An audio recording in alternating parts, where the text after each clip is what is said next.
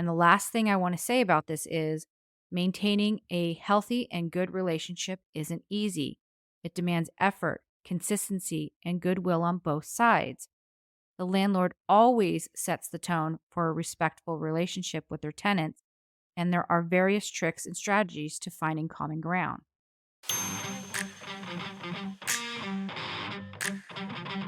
Welcome to your Landlord Resource Podcast. Many moons ago, when I started as a landlord, I was as green as it gets. I may have had my real estate license, but I lacked confidence and the hands-on experience needed when it came to dealing with tenants, leases, maintenance, and bookkeeping. After many failed attempts, fast forward to today, Kevin and I have doubled our doors and created an organized, professionally operated rental property business. Want to go from overwhelmed to confident? If you're an ambitious landlord or maybe one in the making, join us as we provide strategies and teach actionable steps to help you reach your goals and the lifestyle you desire, all while building a streamlined and profitable rental property business. This is your Landlord Resource Podcast. Hello there, landlords. Thanks so much for listening to the Your Landlord Resource Podcast. My name is Stacy, and I'm here with my right arm, Kevin. And today we are discussing things that you can do to create goodwill with your tenants. Now, we've said it before, but we're going to repeat it. When you own rental properties and earn income from rents, you are operating a business. Business owners usually will do what they can to keep their clients happy so that they'll return and continue purchasing from them. And landlords, your tenants are your clients. It's important to do what you can to make them feel welcome and like you care about their living experience in your unit. And we do realize that there are differences between being a landlord with a single family home and being landlords of multifamily properties. So, as we talk today, we'll do our best to distinguish if a tip is more focused on a single family or multifamily property. Yeah, but regardless of the size of the rental property you own, there is a mindset that goes along with it. There should also be an appreciation and gratitude that someone chose to live in your unit. So many times we hear of rental property owners who get someone in their unit and then they don't return until there's a maintenance issue or the tenant moves out. This set it and forget it method is not doing you any favors. Yeah, well, these are also the same landlords who complain about how horrible their tenant is. You have to remember you have control over who you place in your units. And if you don't like them after the fact, 9 times out of 10, the responsibility falls on you. Not always, but often the signs were there if you had done a thorough background check. However, that is not the subject of our podcast this week. We would like to talk about the ways to keep your tenant happy and hopefully living in your rental and paying rent for many years to come. Yep, exactly. So we understand that many of our listeners only own single family home rentals, and goodwill for those size rentals is a little bit different than those who own multifamily properties. And we say that because for single family homes, oftentimes the tenant is in charge of some maintenance items. Plus, and even more importantly, tenants of single family homes tend to stay longer, much longer, because moving is more of a hassle, especially if they have kids. But there certainly are many ways to help your tenants feel cared about and special, regardless of the kind of rental you own. The winning formula to delivering an exceptional living experience lies not in the grand act of, here's my rental I'm allowing you to live in, but the ongoing repetitive acts of attentive care throughout the life cycle of a tenant. In the overwhelming age of technology, residents still crave the basics of human interaction. So let's start with communication. Excellent customer service begins when the prospect calls or steps foot on your property for a tour. Remember, they're making a significant financial commitment, so handle everyone with a sense of urgency, patience, and in-depth knowledge about your property. Right up front, this is when they're going to decide if they want to give you their hard-earned money, regardless of whether they like the unit or not. So start the relationship off on the right foot from the beginning. And I hate that I have to say this, but absolutely do not use any impolite words or discriminatory behavior. And for the love of God, Answer the phone or call them back in a short amount of time. And texting is great because you have a written record of the conversation in case it goes south. But keep in mind, that written record goes both ways in a court of law. Yeah, tenants express frustration from rental property owners that don't respond to calls or emails. It's also important not to have restrictive office hours. When someone contacts you about a maintenance issue, provide a timeline for resolving it. You may not always have an immediate fix to a service request, but if you communicate to let them know that you're on it and when they can expect you or your handyman or maintenance tech to show up, that's huge. If there is a delay, make sure you explain that as well. Ambiguities and confusions create grounds for complications and communication errors. You know as well as I do that sometimes it takes a while to get the parts, or maybe if it's in the middle of a heat wave and you need to wait in line to get your AC tech out there. As long as they know you're doing all you can to resolve the issue and communicating information as you find out, it will nip any resentment in the bud. It's also crucial to be upfront about your expectations and regard your engagement with tenants as a relationship.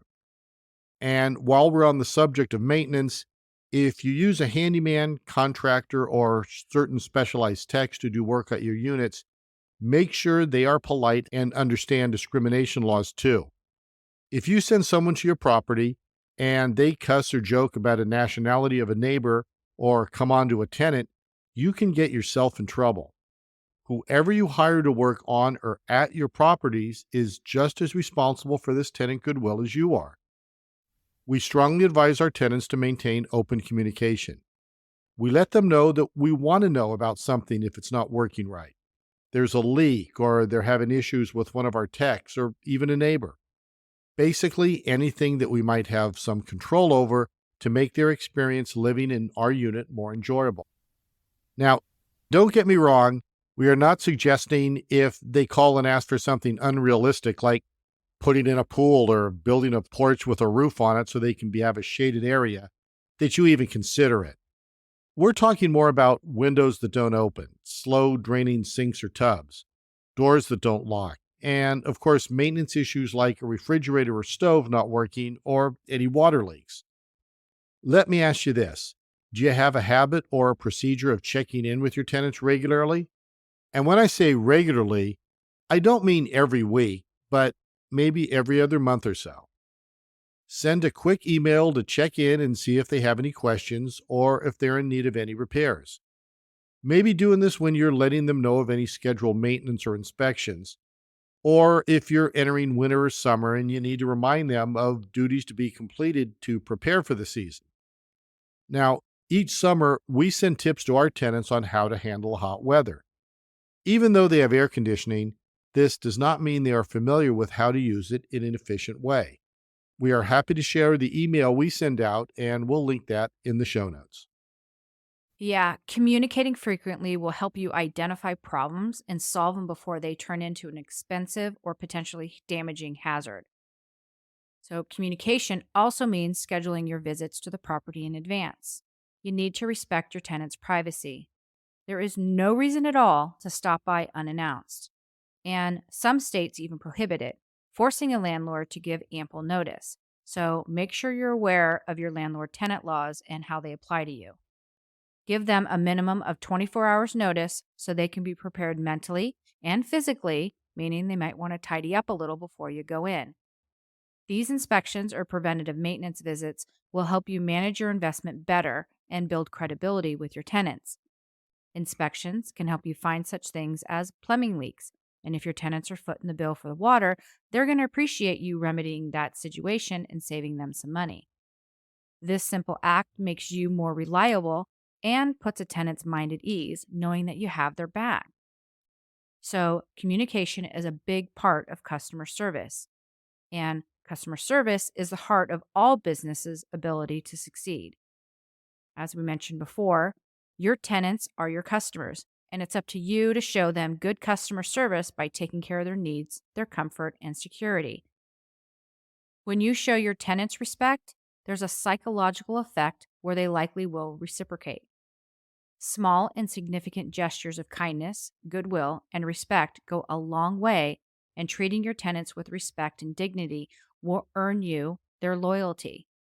If you show an interest in their well being, the hope is that they're going to respect your property, protect it, and let you know when issues arise so you can resolve them. If you treat them like you could care less or that they're not important to you, you can bet they're not going to be mindful of caring for your property. And the last thing I want to say about this is maintaining a healthy and good relationship isn't easy. It demands effort, consistency, and goodwill on both sides. The landlord always sets the tone for a respectful relationship with their tenants, and there are various tricks and strategies to finding common ground. Right. And remember, it's their home too. As a landlord, it's sometimes hard to remember that your property is the home of another individual or family. You may be the property owner, but as per the rental agreement, it's your tenant's home. We all harbor sentimental ties and love for our homes, and you mustn't undermine the tenant's relationship with your property. For us landlords, the property is an investment, a vehicle to generate a passive income stream. However, for tenants, the property is much more. It's a home that offers them serenity, security, comfort, and warmth. It's crucial to be respectful and mindful of the tenant's residence in the property. Adding value to the relationship is the best way to generate goodwill. So, this can be like we said earlier, by checking in from time to time, or by sending a note to let them know you're thinking of them during a difficult time, like if they're sick or they've experienced a loss. If you know there is going to be work done in the neighborhood by Public Works where the water might be shut off or they will need access to the yard, make sure you give the tenant ample notice. Do not assume they know this information. It's possible they don't. It can also be by offering upgrades with a renewal, like giving them a new appliance, recarpeting a bedroom, or adding new energy efficient lighting. For some properties, sprucing up the front yard to boost curb appeal so the tenant feels happy to come home to the property can be very appreciated. And this is not so much an issue with multifamily properties, but with single family homes, you might want to be mindful if the tenant pays the water bill. Maybe plant drought resistant plants so they don't need a lot of watering. Pay for a landscaper so the tenant doesn't have to deal with mowing and blowing. If you're concerned about the cost, work it into the rental rate. Stay on top of maintenance like servicing the HVAC, especially all air conditioning units each spring. Last year, when we did this, we found we had a thermostat that was not working for cooling and that a condenser needed to be replaced in another air conditioner. Had we waited until the tenants called to complain about no AC when the first heat wave came on, we would have been screwed. I mean, no AC guy can service these promptly in the middle of a heat wave. You'll absolutely be waiting at least a couple weeks. Now, how do you think your tenant would feel about living in 100 degrees temps for days on end when they didn't have to? When we found the issues and advised the tenants as to what had to be resolved, they were very relieved that we had the foresight to address the maintenance earlier than after the fact. Boom, right there, we created goodwill. They know that we are on top of taking care of the property, and for the most part, they can depend on us to ensure their living experience is a good one. So, other ways to treat your tenants right is by not raising their rent above market prices. We tend to keep ours just below market and remain competitive, which lowers the desire for tenants to want to move out with each rental increase. Once they get to know how well we operate, they will stay, even with annual increases. Other ways to help create better relationships is by using technology to make their experience easier. So these days, many, if not most tenants prefer to use electronic devices to pay rent and communicate. So property management software like Tenant, Hemlane, and Doorloop all offer one-stop shops for your tenants. They have their own portal to be able to process maintenance communication, put in requests for a guest or pets, and they can set up their bank account to be able to pay their rent online each month. Tenants appreciate this streamlined process because it saves them time. Using any of these softwares or apps also saves you time by ensuring their needs are always met. One more thing to consider would be to employ the services of an after hours call center. This is great because tenants know if there's an emergency in the middle of the night, they can get a hold of someone. We often have our mobile phones off or set to only allow calls from certain people after 10 or 11 o'clock at night. And that's all the way until 6 a.m. So if a tenant called in the middle of the night, we're not going to get it. We could, however, allow the phone number for the after hours line and say there is a fire or a flood or some sort of emergency where the tenant needs to get a hold of us right away. They could call the service and the service would be able to get in touch with us. Hemlane property management software offers 24/7 maintenance calls on their software. You have to pay a little bit more per unit, but if you truly do not want to deal with maintenance calls, you can upgrade your account to include it. It's pretty cool. We'll link them as well as Turbo Tenant and Door Loop in the show notes. Some other things we do to start the landlord tenant relationship off on the right foot is to leave a welcome gift when they move in. I mean, it's not bad. It's about 15 bucks. We usually include a roll of paper towels, toilet paper, couple of bottled waters in the fridge for them to share with whomever helps them move in, and some simple snacks like protein bars, trail mix, or chips. We also include products that we want them to have and use in the unit, like a blue sponge. Okay, it may sound silly, but we have had tenants use the green abrasive sponge on the stainless steel appliances, and it scratches them. They have even used them on the wood cabinets, and it takes the finish right off. So now we include the sponge with a note explaining we prefer they use this type of sponge and why. We also include a 3M claw, which is a small hook for hanging pictures up. I mean, they're really easy to use and they leave the smallest of holes, so patching afterwards is a breeze. The last thing we leave is a touch-up cup, which is like a small protein shaker bottle that keeps extra paint handy for the tenants in the unit. We include a small disposable paintbrush rubber banded to it so they can touch up nicks and dings as they happen. This does what? It keeps the unit looking nice and fresh for them to enjoy, which in turn keeps them happy living there. You see, we do what we can to set our tenants up for success. Are we perfect? Hell no. We have a lot of things we could be doing differently, but right now it works, and we have pretty happy tenants who stay in our units until they have like a life-changing event that forces them to vacate. So, you guys, small tokens of appreciation like that welcome gift go a really long way. We also send a greeting card with a small gift card to each tenant every holiday season. And this is something that is encouraged by the IRS. They allow you to deduct $25 in gifts per tenant per year. So consider if you have a deli or a coffee shop nearby that you can get them a gift card from. I mean, geez, even an Amazon gift card or a grocery store gift card is super appreciated. We gave our tenants this year, was it Target gift cards, right? Yeah, and they were thrilled and really appreciative. And it's funny because many tenants have expressed to us they've never had a landlord do something so nice like that before. So, other ideas to make the experience better for your tenants is to provide amenities for them. Maybe have high speed internet access or storage units at an additional fee. If you allow pets, maybe a covered dog run for Fido would help keep the dog out of the house unsupervised when the tenants are gone. Keep it affordable and worth their while, but the more you can offer and the less they have to deal with, the better. The last thing we want to say is for our multifamily owners. If you have a common space where you can put patio furniture or a barbecue out there, do it. A few years ago, we started with a small outdoor patio set with nice cushions.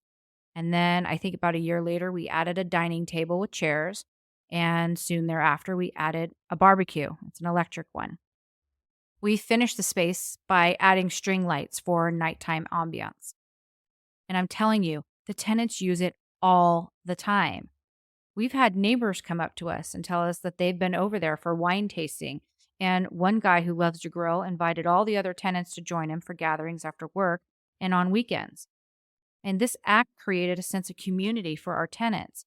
It gave them outdoor space to enjoy day or night. And in all, it cost us about $1,000 over a couple years. We've provided covers for the furniture so it stays nice and clean, and the tenants are great about cleaning up and keeping the space nice. And heck, we've even used the space to have meetings with our contractor when we didn't have a vacant unit to meet in. So we hope you've been able to see that tenant satisfaction is a win win situation.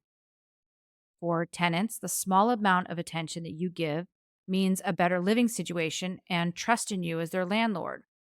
For landlords, it means less turnover, which results in more stable income and reduced turnover and vacancy costs. Satisfied tenants are more likely to pay their rent on time, adhere to the lease terms, and keep the property in good condition. So let me review really quickly. Communication is key and a very important aspect to bettering the landlord tenant relationship. Send emails with updates, text and check in, and give ample notice when you need to visit the property. Do semi annual inspections to check the property and stay up on preventative maintenance. Spruce up your property with plants, offer upgrades with each renewal, and provide amenities for them to enjoy their home more. If you do not already, use property management software to help tenants keep up on their rent payments and communicate with you. And lastly, consider welcome or holiday gifts to help your tenants feel special and appreciated. I mean, when my dry cleaner gave me a lint roller this last holiday season, so silly, but I was so excited. And it cost them like $2 or $3. And you know what? I felt like they wanted me to be happy, and they did. All right. So that is our episode for today. I hope you were able to get something out of it. Thank you so much for taking the time out of your day to listen to what we have to say. Our goal is to help all landlords by giving tips and advice that can help you run your rental property business efficiently and professionally. If you love what you hear, would you do us a huge favor and leave us a kind review so that we can continue to reach other rental property owners? We really need other listeners to know how our podcast has helped you and what you love about listening to us each week. You can find a link in the show notes for your review. And while you're at it, would you also follow or subscribe on your favorite podcast platform? Because your downloads each week allow us to grow and reach other rental property investors. And last, we would love to connect with you. We have a great newsletter with all kinds of tips and articles for rental property owners that you can sign up for. It's free, so you've got nothing to lose. And if you find it's not for you, you can unsubscribe at any time. We will link it in the show notes along with links to our private Facebook group and social media sites. And until next time, you've got this, landlords.